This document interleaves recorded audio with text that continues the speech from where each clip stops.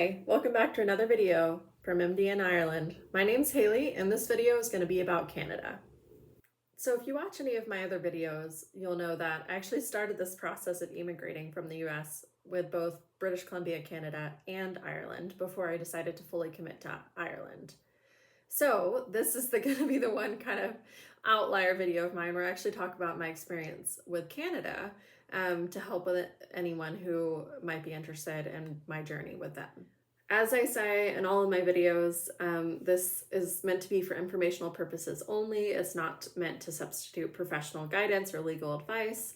And please always do your own homework as things are ever changing in this world. Every province of Canada has its own local health authority, similar to the states in the US. In British Columbia, that health authority is the CPSBC, or the College of Physicians and Surgeons of British Columbia, and they are responsible for licensure for British Columbia. British Columbia has this really cool service called HealthMatchBC, which is a free provincial professional recruitment service for international doctors. So it's through the province itself, it's funded by the government, and it's free, like I said, and they really do roll out the red carpet. So they can help you from everything to licensure, registration, to obtaining a job, to finally obtaining the work permit and going through the process of actually immigrating itself. And they really do help. They aren't obviously making those decisions for you. They're advising you on them. But I would say if you're interested in British Columbia, that is your first port of call, HealthMatchBC. So I would make an account with them ASAP and have a call with one of their recruiters, because that is going to be your go-to. As a non-Canadian citizen and as a diplomat of the American Board of Family Medicine, I can work in Canada without sitting for any additional exams. What I need are two things. One is the licensing from the CPSBC, as I mentioned before, the Health Authority for British Columbia. And the other thing I need is an eligibility letter from the College of Family Physicians of Canada, or CFPC. And once I have those two things, I can apply for a job offer, of course. I can apply for a work permit. When it comes to the work permit, what you need to have in order to qualify for it is a job offer where you're working at least 0.8 FTE, which is 26 patient-facing hours, full-time being 32 patient-facing hours, similar to the US in a lot of ways. And so once you've obtained, that eligibility letter and that provisional license from the CPSBC and a job offer, then you can get the work permit. When I started this process, it was back in November of 2024, and at that time they were telling me that it would take about 6 to 12 months to fully complete the process of, starting with HealthMatchBC to ultimately landing in Canada and starting to work. I know that there have been some articles I've seen where the CPSB of British Columbia has been trying to expedite and fast track critical skill workers and international doctors trying to move over. So that may change, but at the time when I was talking with them, it was about 6 to 12 months. Please do check in with HealthMatch directly. So I'm going to go through kind of the steps that you need to take. The first, as I mentioned, is to register with HealthMatchBC, upload your CV. You're welcome to use the CV template that I shared in my last video and have a video call with them. And while you're doing that, I would also start applying with the Medical Council of Ireland through their portal, which is physiciansapply.ca. You will need to create an account, which costs money. I think it was 234 USD at the time. And then also actually do source verification, which I mentioned in my first video on this channel, which is where basically you confirm that you are who you are and you have the credentials that you have. You do that at the same time as well. And that cost 488 USD in addition to the 234. And so there is some money upfront that you'll need to put down. So that is kind of those steps are kind of the first thing you need to do in tandem. Connect with HealthMatchBC, apply to the Medical Council of Ireland, and for source verification through them. So the next thing that I was instructed to do, again in tandem, was 3 different things at once, right? So one of them being the eligibility letter with the College of Family Practice in Ireland. That is to say that I am eligible as a family practitioner. The preliminary assessment with the College of Physicians and Surgeons of BC, or the CPSBC, which ultimately grants me a provisional license for practicing, and then ultimately obtain that job offer. This was about the point that I actually decided to fully commit to Ireland. So I didn't complete this process, these steps. I did complete the previous ones that I just mentioned, but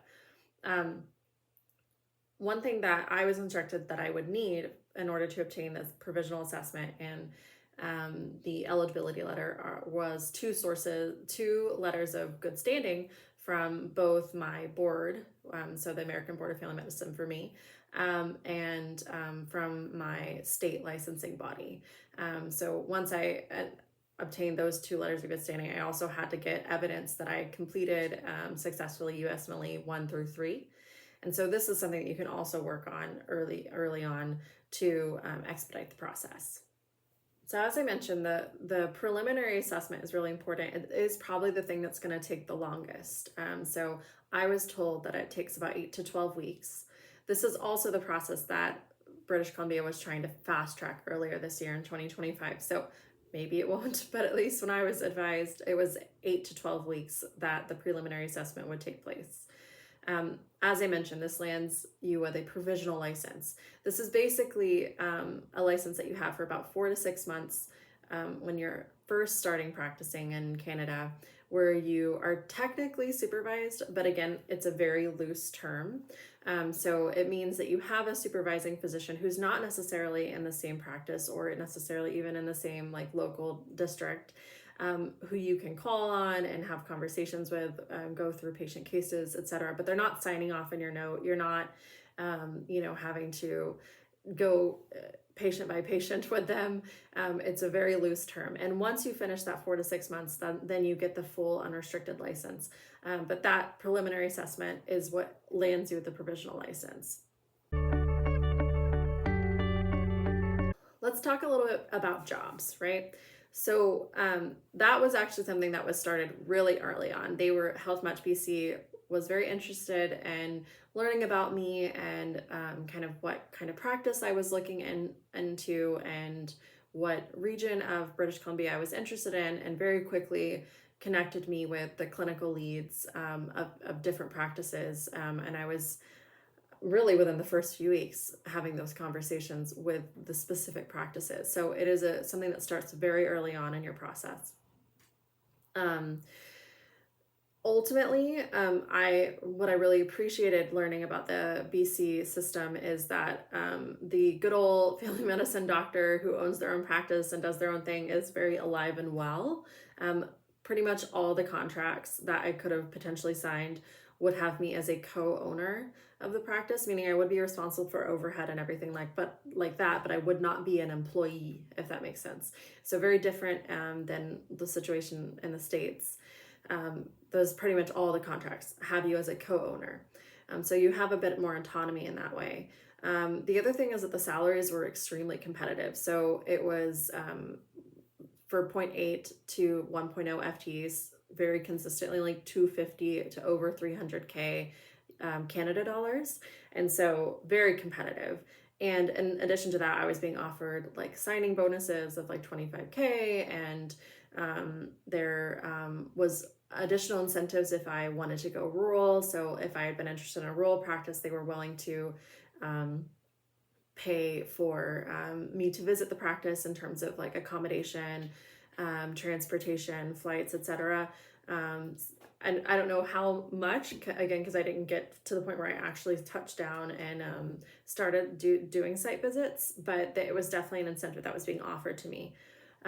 They were also offering like relocation assistance if it was more rural locations, and then also salary incentives. So overall like very competitive. What I at the time when I was talking with them was relatively new to practice, and they had a new to practice contract they were going over with me, which basically is like a provider who's been out for I think 2 years or less from residency. They would actually contribute it to your student loans as well, and so that was extremely attractive. Overall, definitely think it's something to give a consideration for.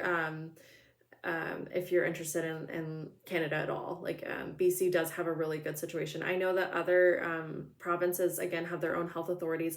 From what I can tell, there's not a single province other than BC that has like a very centralized recruitment, like government funded recruitment services like HealthMatchBC. And like I said, they really do like hold your hand from A to Z. So overall, I had a pretty good experience, even though I didn't fully complete that process. As always, thank you for watching another video with MD in Ireland. I promise future videos will stay more on topic of Ireland itself and the relocation process. I just wanted to give this one little bit of information about Canada since I did experience it firsthand. If you yourself have either immigrated to BC, Canada, or any other provinces and have tidbits or tips that you want to leave in the comments, please do. I'm always happy to have more information spread throughout the world. And I will be putting a bunch of links in the description for resources that were shared with me by HealthMatchBC, and ones that I found on my own that might be helpful for you in this process. And I wish you all the best of luck and happy travels.